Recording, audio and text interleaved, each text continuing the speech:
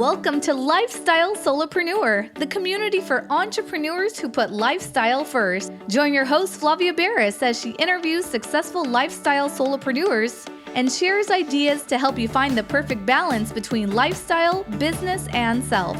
Flavia is an attorney, marketing expert, and founder of several online academies. She's been featured in major media, including BBC World News, The Wall Street Journal, The New York Post, ESPN Television, and more. Join us for this episode of Lifestyle Solopreneur.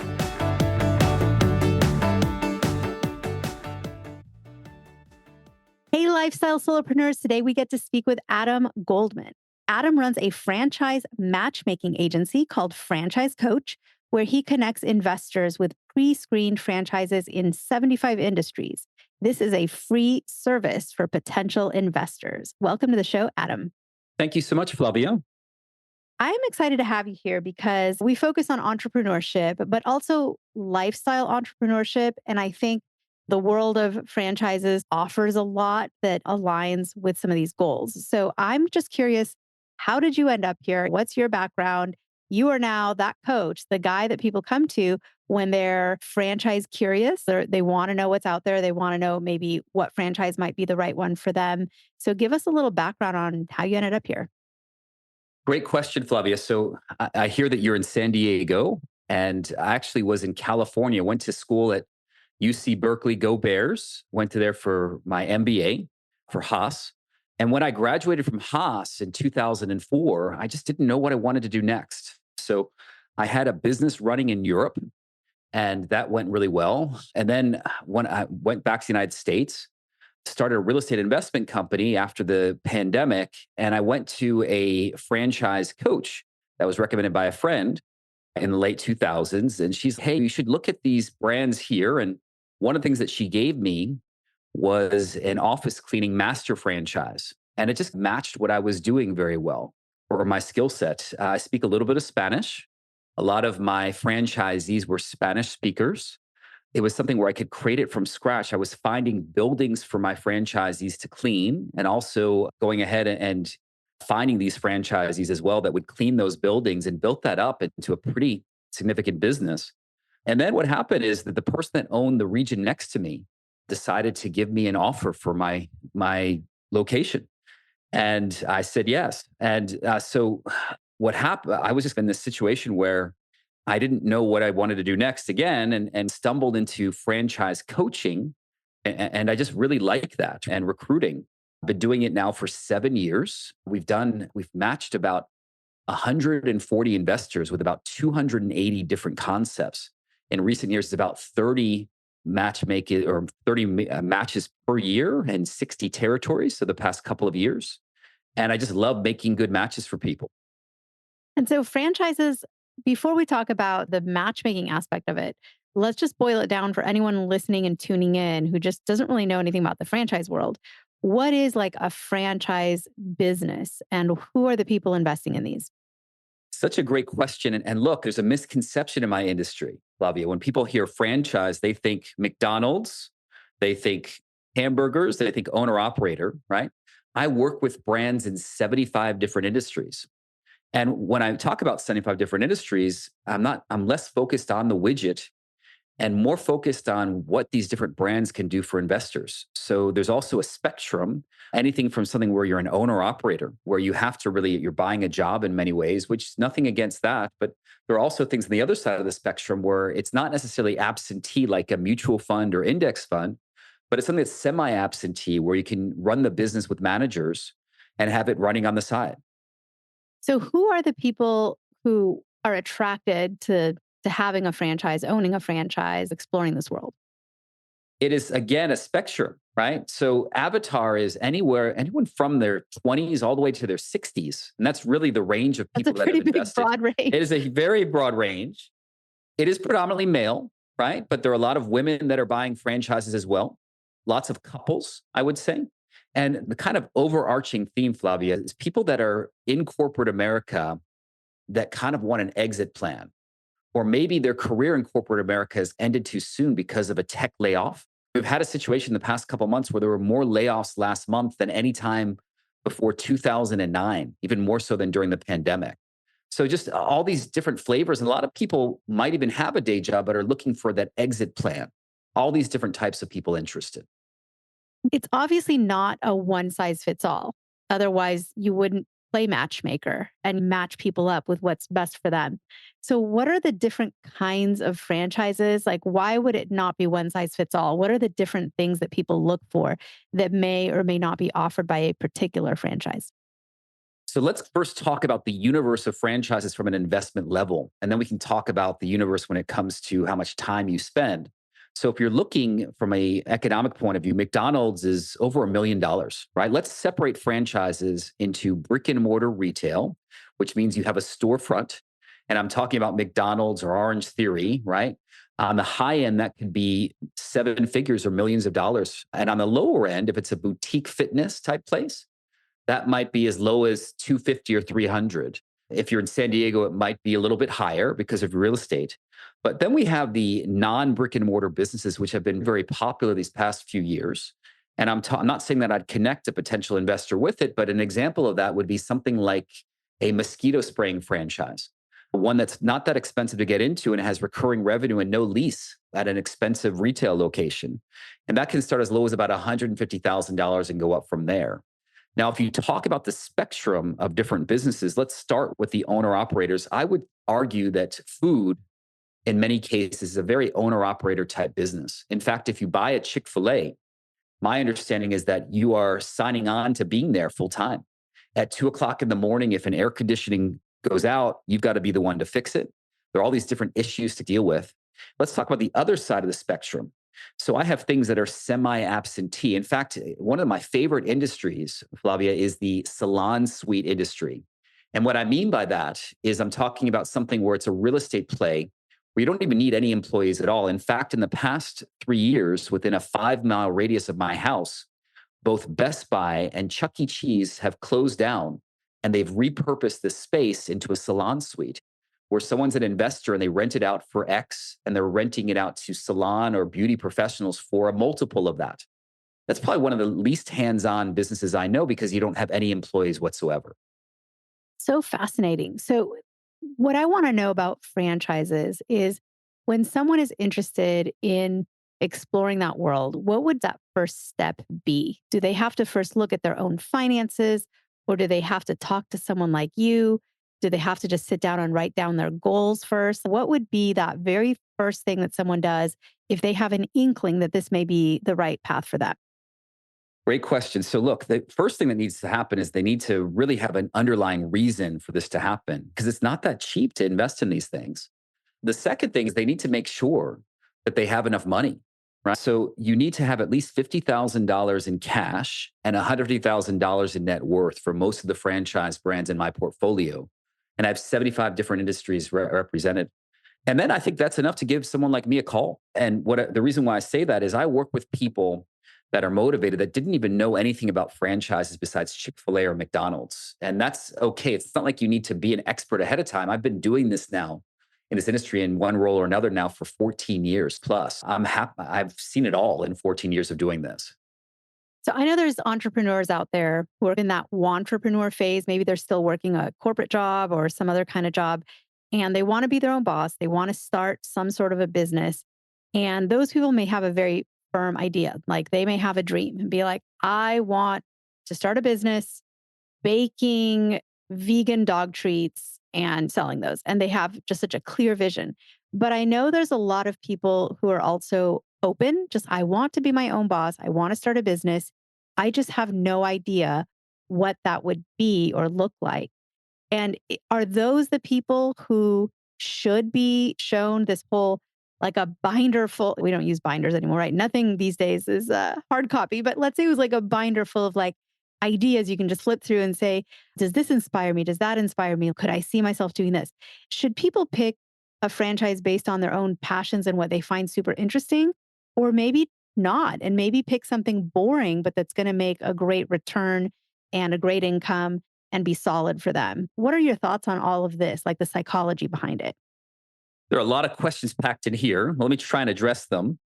The first thing that I want to address is this. There's certain people that this probably isn't a fit for. So if someone says, hey, I want only to have a dog business and it's got to be, the flavor has to be, I don't know, whatever that flavor might be, then there probably isn't a franchise that's selling dog treats that are organic and only that. They're not really open minded. Or the analogy also is that if someone's opening a McDonald's and they want to sell gyros or eros, and all they want to do is to have not golden arches, but some other way of doing it, probably not a good fit because you're getting value from the franchise system by following the system, right? The process and the actual brand. But the second part of that question is about having a binder, yes, and passion. Look, you're talking to exhibit A. It's I woke up every morning and said, oh my gosh, I can't wait to clean toilets for a living. But what I did wake up getting excited about is look, Jose, he's trying to get his kids through college and I'm empowering him to clean this facility. It needs my help. Or my client that had some sort of a spill the night before, taking care of that and adding to the value of the client's location. That was empowering for me to support my franchisees. So don't mean to give a long answer on that, but look, I think it's helpful if you're passionate about whatever it is you're doing, right? But that passion might not necessarily be what you're doing itself. It might be what the business means. Meaning, are you growing it? Are you scaling it? What does it entail? Is it something good for society? So, what are some of your sort of favorite franchises? And obviously, it's like picking between your kids, right? You can't call any of them your true favorite because the other ones might get offended. But what are some of the ones that maybe people haven't heard of yet or seen in their town, but are some of the ones that you're keeping an eye on as new to the industry and exciting and have quickly become some of your go-tos to at least introduce to people? So let's not talk specific brands, but I want to talk about industries that excite me right now. So some things that really come to mind is I have a brand that's in the ADU space, which is an accessory dwelling unit. It's just like a situation where you can have a tiny like home on your property, either for your in-laws or an Airbnb, where you'd be able to have that there. And I think that's the trend that we're seeing right now. Different municipalities are giving subsidies for people that go ahead and put these on their house. So there's kind of economic incentives for this as well. I think that's an interesting place. The other thing that's really interesting for me is a trend. I really like medical light. And what I mean by that is I'm talking about things where you don't need very expensive liability insurance, but it's like taking inefficiencies of medical and allowing business people to run a medical office. So the one area that I really like right now that's very hot and hip when it comes to health and wellness is in the idea of metabolic health. I was watching the NCAA and I saw something about Hims, right? And I'm the kind of person that probably wouldn't be buying testosterone in the mail. And what I would say is I think there's some sort of a market now for people, especially with us getting older, for having metabolic health or things related to health, but having the idea of a hospitality mindset between four walls where you can have that done and have a business that is medical related where you don't necessarily need to be in a position to actually start it. I think that's really a powerful industry to look at right now as well. So the next question is controversial because I know a lot of people who categorize multi-level marketing like MLM companies, as well as it's also called network marketing, right? This would be your like Avons or Mary Kay in the cosmetic world. And there's a few others that the business model really is based on you buy product, you resell it, you recruit people under you to do the same thing. So I'm curious for people who are like, does that all fit in the same universe? Are MLM and a franchise basically the same thing?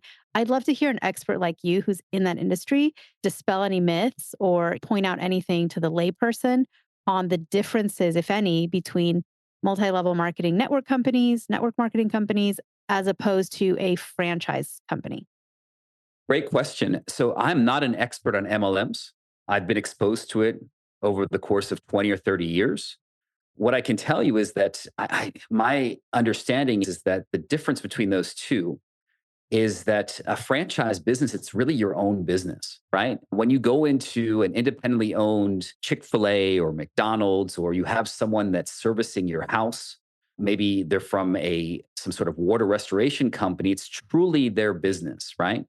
And so they are paying royalty fees and franchise fees. But, and that, look, that can be expensive, right? Everyone needs to decide whether or not that's worthwhile for them. My understanding of multi-level marketing, nothing against it, it works for certain people, but my understanding is that it's more like a situation where the business is actually finding new people, right? Almost just trying to get more and more people that are involved. And I think there's a really big difference between these two. That would be my answer to that question. And do you think being a franchise owner, being a franchisee becomes addictive? Do you see people becoming sort of serial franchisees where they start one business and then because they've set it up that they're not working in the business so much as behind the scenes and just more of the ownership and top management level, do they then turn around and start more businesses? And if they do, they tend to stick it to the same one, maybe new territories? Or do you see people saying, hey, show me something completely different from what I'm doing now? I've seen all the above, right? I've seen people come in and actually buy two businesses that are just not related to one another. I had an investor last year buy a service company and a swim school, right? So that's very different. I've also had situations where people buy one and they can't get enough of it. They have scale, right? They figured out this business. They want to buy more businesses, right? Or more territory, excuse me. So I've seen people buy disparate businesses. I've seen people try and scale their own business. Look, one of the things that I go through in my process, which is a very comprehensive process, is to figure out if how important scalability is for people. Some people want a lifestyle business, and that's okay as well. And then for someone who knows what they want to do, and I actually had a friend, a good friend, do this. So I won't call out the exact industry. I don't want to call her out or anything, use her as a not anonymous example, but let me think of a different industry. But so let's say she wanted to start a yoga studio and she had approached some franchise brand and they had a great yoga brand and they had a yoga franchise she could have purchased into and her territory was available and it would have been great. But then she decided last minute, I'd rather take the money that I would pay to the franchise brand and I'd have to follow all the rules. Maybe I want to deviate a little bit. Let me just do my own thing. Let me open a yoga studio and see what happens. So I know that you probably talk to people who are on the fence that way. What are some of the benefits of choosing to go on your own versus choosing to go the franchise road? No royalty fees, no franchise fees, right? And what I would say, Flavia, is that look, everyone's different, right? But a lot of people I talk to that invest in franchises, they say to me, look, Adam, I'm so excited that I did this because I've saved so much money and all the mistakes I would have made if I did this on my own.